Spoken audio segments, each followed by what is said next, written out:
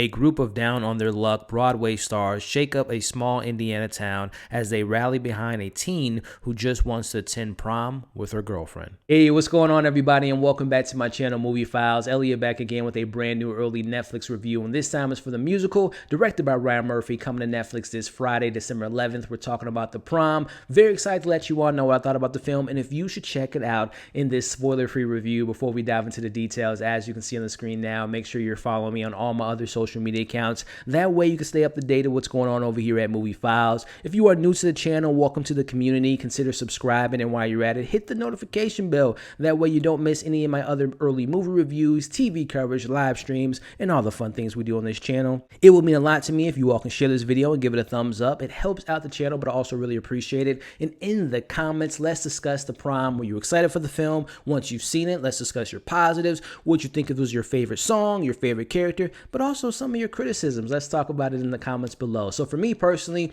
I was looking forward to The Prom because I am a big Ryan Murphy fan. He's had more misses than hits for me lately, but excited to see him directing this movie. Listen, you give me Meryl Streep and Nicole Kidman, I don't care what the film's about, what's the show about, I'm going to be watching it. And also, I like a couple of the other cast members involved. So I was looking forward to the film, has a good message, and we're here to talk about it in this spoiler-free review, starting off with the positives. I just mentioned it, Ryan Murphy, it's been, he's going to be working with Netflix for several years. He has a really big deal with them. He's produced and been a part of many shows on Netflix and movies this year. And there, like I said, there's been some misses for me. I'm thinking of Hollywood, I'm thinking of Ratchet, but I like him as a director, and that's where I want to start off with.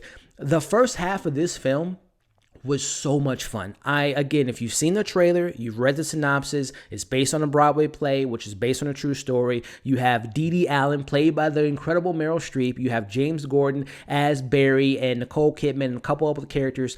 They're washed up Broadway stars. You have Dee Allen and Barry coming off of Eleanor, a very interesting play that just bombs critically. We have them looking for a cause to stand behind. You see Nicole Kidman on Twitter like, oh, maybe we can solve, people being poor in the world. No, that's a little bit too big. Maybe we can solve world hunger. No, that's too big. We need to find something a little bit more easy to maintain. And that's where the Emma story comes in, where she's trying to take her girlfriend to prom in Ohio. And the PTA and the school board is not about it. So they're like, that's the perfect way for us to be in the limelight and to seem like we're good people that care about other people. And that's where the story kind of kicks in for me in the first half. It's funny. It has so much energy. The songs are really great. We have some really interesting characters, and I just fell in love with this film. I'm like, yo, this might be one of my favorite films to wrap up this year with a very interesting 2020 that we have. But, I'll talk about some of the second half and the third half. But really, that first half to me, I was so engaged. I was really involved in the story. I love the songs. I love the character. It was bright, it was energetic, and it kind of loses momentum. But again, I don't think the film was able to capture what that first half of the film was able to do, which brings me to my other point in regards to positives. As you all know, Meryl Streep is fantastic. I think she's one of the best actors of all time, and she is great in this film as Dee Allen. Again, you have this character who's very self-involved in herself. She thinks she's the best thing since sliced bread, and she's at a low point of her career. And I think out of all the characters in this film, and this includes Emma, who is the girl who unfortunately can't take her girlfriend to the prom, I think Dee Allen had more of a character arc than that character. I think she had a more character arc than anyone in the film. Again, you have someone that's just so self-involved in herself and just doing this, number one, to just look good to the media, and seeing her arc with her husband. She has a particular love interest in this film. I thought that, again, as expected, Meryl Streep was the best character in this entire film and really was the best part of this film for me. Some other things that stood out to me in regards to this film, I really enjoy and love and stand behind this film's message. Again, it's all about self-love, acceptance, and I think the film does a good job of displaying that message in this world that we live in. Why not love people? Why not care for people? Why not learn who people are before you judge them? I think that message really resonates for me, and I really enjoy that aspect of the film. When it comes to the musical aspect, I don't think this film has a lot of memorable songs, but there are some songs that I really enjoyed. Again, going back to that first half, Meryl Streep's first song involving "It's Not About Me, It's About Emma," not even knowing who Emma was. I like that song when she goes to the school and bursts into this PTA meeting. There's also another song later on in the film performed by Andrew Rannells, who is telling the school bullies about love thy neighbor. I really enjoyed that set piece. But again, the musical isn't that memorable, but those were some songs that stood out to me. And outside of that, again, I stand behind the message. It's bright, it's fun. The first half's a lot of fun. Meryl Streep is fantastic. But transitioning to my criticisms, I have some major ones, starting off with the director, Ryan Murphy. I feel like Ryan Murphy has lost his edge. Again, I know some people love these shows, but Hollywood to me was a fluff piece. Ratchet kind of lost his momentum, and he is kind of, again, I'm looking at Nip Tuck. I'm looking at many seasons of American Horror Story that tackle similar subject matters and tackle it with a lot of edge and personality.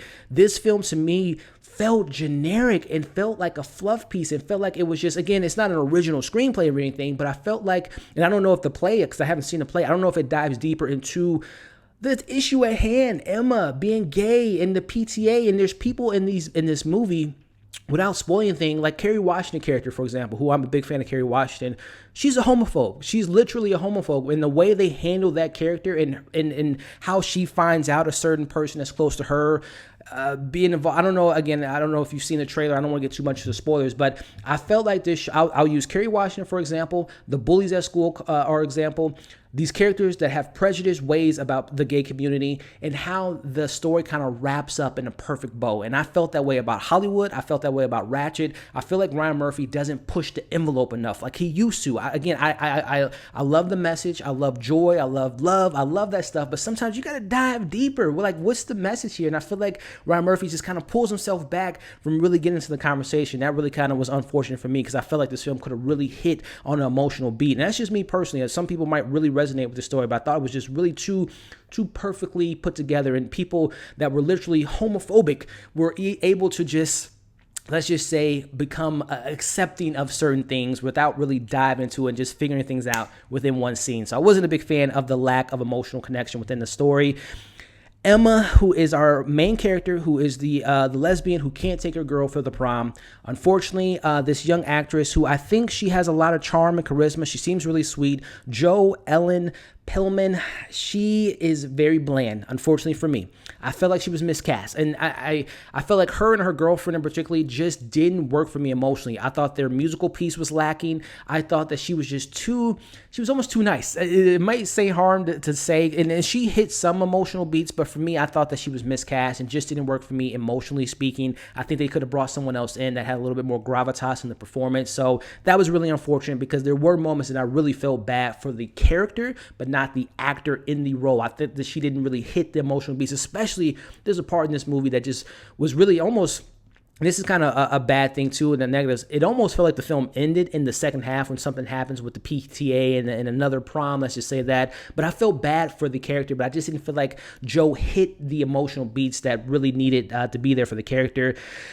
There's another character whose name's been brought up in this film, and that is James Corden as Barry, who is playing James Corden's a straight man playing a gay character, which is fine. We see it all the time in Hollywood, but another character that I think was completely miscast. I can't think of his name right now, but if you all have seen Kimmy Schmidt, I believe his name is Titus Burgess, he would have been perfect in this role. Number one, he's a gay man who could speak to the role. Again, I have no issues with, even though I feel like there's plenty of gay actors that could have played the role. And I mean, Ryan Murphy, who's a gay man, who's worked with plenty of great gay actors, could have probably found someone pretty easily to play that role. But I don't know. I think James Corden just didn't work for me. I didn't like his story. I thought without getting to the spoilers, his moment with his mother was completely flat emotionally for me. And the musical pieces with him, again, I felt like he was just miscast. I'll just leave it at that because I don't want to get into spoilers, but James Corden did not work for me at all. And also just some other nitpicky things here. I mentioned the first half, I loved it. The second half really loses its momentum. I think that plays into, number one, the film focuses a lot on Emma, who I thought was bland, and it focuses on James Corden character as Barry, which I just didn't think was that great. So those two characters were really the front runners and really the focus of the second half, and that's when the film lost its momentum. Nicole Kidman, I love Nicole Kidman. I mentioned she was one of the reasons why I was so excited to check out this film, her and Meryl Streep. Nicole Kidman's in Moulin Rouge, one of the best musicals in the last, 2 or 3 decades, right? She's such in the background, like her character, she's a washed up, Broadway star who's just in the background. She has this jazz song, which I thought was just really kind of misplaced because it involved Emma, who again, I thought was very bland and very stiff. So I really thought that they underutilized the incredible Nicole Kidman. And then wrapping this thing up as far as negatives, Keegan-Michael Key is the principal of the school. I like the character, but I didn't like this relationship that felt kind of forced and unnecessary, which also goes into Dee Allen, who I love, but her storyline to me felt very underdeveloped, and that's where this sums up this whole negative for me. The film kind of felt underdeveloped, felt like a fluff piece, and I felt like there were 2 main characters that felt to be miscast for me personally. So before I give you all my overall thoughts on my score, if you haven't already, make sure to like this video, share the video, leave your thoughts in the comments, subscribe to the channel, hit the bell so you don't miss any of my other content. With that being said, let me give you my overall thoughts and let you know if it's worth checking out.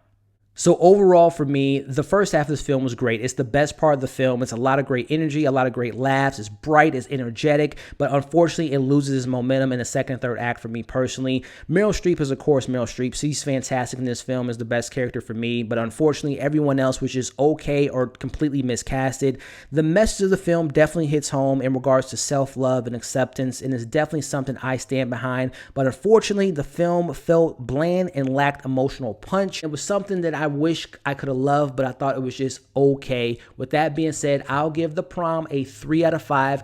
I do recommend you all check it out because, again, I can never not recommend something that encourages love and self-care. But, again, I would say maybe lower your expectations if you are a fan of a lot of these actors. Because I felt like, again, Nicole Kidman was in the background. James Corden was miscast. Our main character, Emma, was miscast and just kind of felt bland for me. But, hey, that's just my thoughts. You may love this film, and if you did, I am so happy for you. But let's talk about The Prom in the comments. Let's continue it down there. Let me know your positives, your negatives. What was your favorite song? What were some of your favorite moments, and let's just discuss it in the comments below. As always, make sure to like, share, comment your thoughts below, subscribe, and hit the notification bell. That way you don't miss any of my other content. Hope you all enjoyed this review. Hope you're staying safe, and we'll see you on the next video.